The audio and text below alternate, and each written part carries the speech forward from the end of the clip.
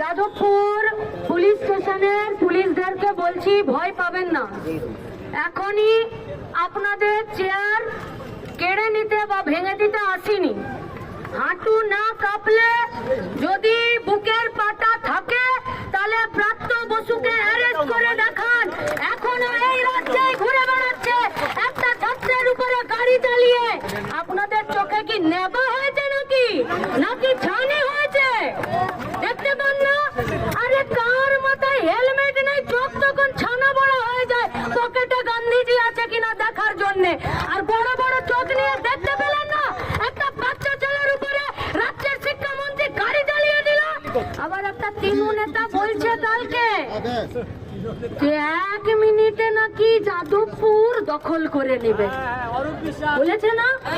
আরে ওটা একটা ইউনিভার্সিটি, নাম যাদবপুর, ওটা কলা বাগান নয় যে বান্দরেরা দখল করে নেবে।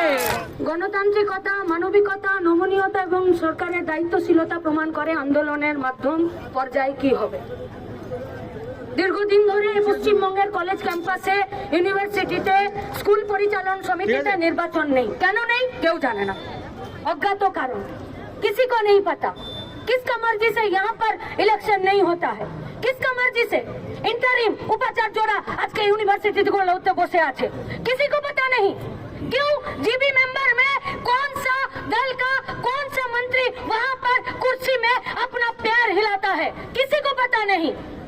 জবাব দিতে হবে না রাজ্যের শিক্ষামন্ত্রীকে, নাকি তিনি শুধু বলেই খালাস যে বেশ করেছি নিজের দলের ছেলেপুলেদেরকে চাকরি দিয়েছি? মাগনা নাকি? বানের চলে এসেছে চাকরিগুলো। দিন রাত তৃণমূলের দলের ছেলেপুলেদেরকে চাকরি কেউ মানা করেছে কি? কিন্তু তার আগে তো দুটো শব্দ বসাতে হবে যে বেশ করেছি নিজের দলের ছেলেপুলেদেরকে চাকরি দিয়েছি, যোগ্যতার নিরিখে চাকরি দিয়েছি। প্যান্টের পিছনটা হলুদ হয়ে যাচ্ছে, যোগ্যতার নিরিখে শব্দটা বলতে পারছে না এ রাজ্যের সরকার। ছাত্ররা দাবি জানাতেই পারে যে নির্বাচন চাই, ছাত্ররা দাবি জানাতেই পারে কলেজ ক্যাম্পাসে গণতন্ত্র চাই, ছাত্ররা বলতেই পারে যে আমাদের পঠন পাঠনের ব্যবস্থার তার উন্নতিকরণ ঘটাতে হবে, ছাত্ররা বলতেই পারে যে পশ্চিমবঙ্গে, ভারতবর্ষে যে লেখাপড়ার খরচ বাড়ছে সেই খরচ কমানোর জন্য কলেজ ক্যাম্পাসগুলোতে নির্বাচন, আর সেখানে ছাত্রদের প্রতিনিধি তারা সেখানে কথা বলবে। এখানে অন্যায় কোথায়? কোথায় অন্যায় এখানে?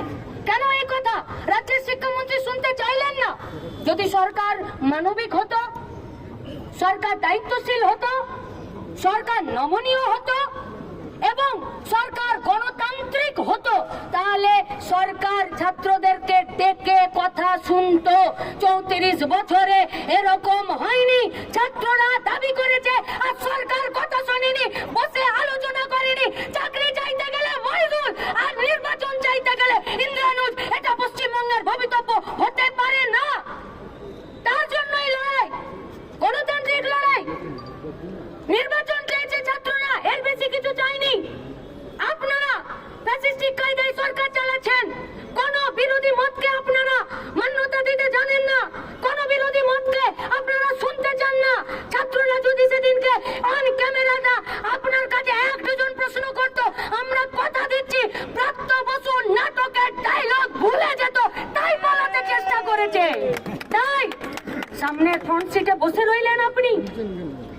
আপনার লজ্জা করে না?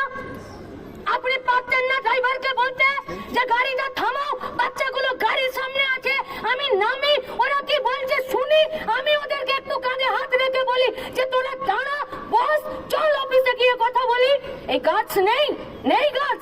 কেন নেই জানেন তো? কারণ পার্থ মানিকরা সব জেলের ভেতরে বসে আছে, আর সেখানে বকরা কালীঘাট থেকে শুরু করে প্রাপ্ত বছর পকেটে গেছে, তাই এদের সাহস নেই। চলে গেলেন এসএসকেএমে ভর্তি হতে, কিন্তু দেখুন কত চালাক, স্যালাইন নিল না, কারণ ভুয়ো স্যালাইন।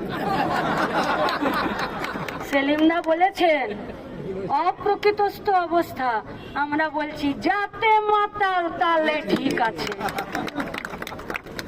কিন্তু আমরা বলতে চাইছি পশ্চিমবঙ্গে গণতন্ত্রকে রক্ষা করতে, কলেজ ক্যাম্পাসে গণতন্ত্রকে রক্ষা করতে, ছাত্র যুব মেহনতি মানুষের দাবিকে সামনে রেখে লড়াই করতে পুলিশকে নিরপেক্ষ ভূমিকা পালন করতে হবে।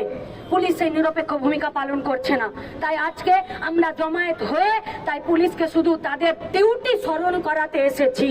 মানুষের প্রয়োজনে পুলিশ মানুষের প্রয়োজন নিরপেক্ষভাবে মেটাতে না পারলে আগামী দিনে থানা থাকবে কিনা রাজ্যের মানুষ ঠিক করবে। আর আমাদের ভাই বোন ছাত্রছাত্রীদের কাছে আমাদের আবেদন, লড়ে যাও বাঘের বাচ্চার মতো, কোন হনুকে ভয় পাবার দরকার নেই।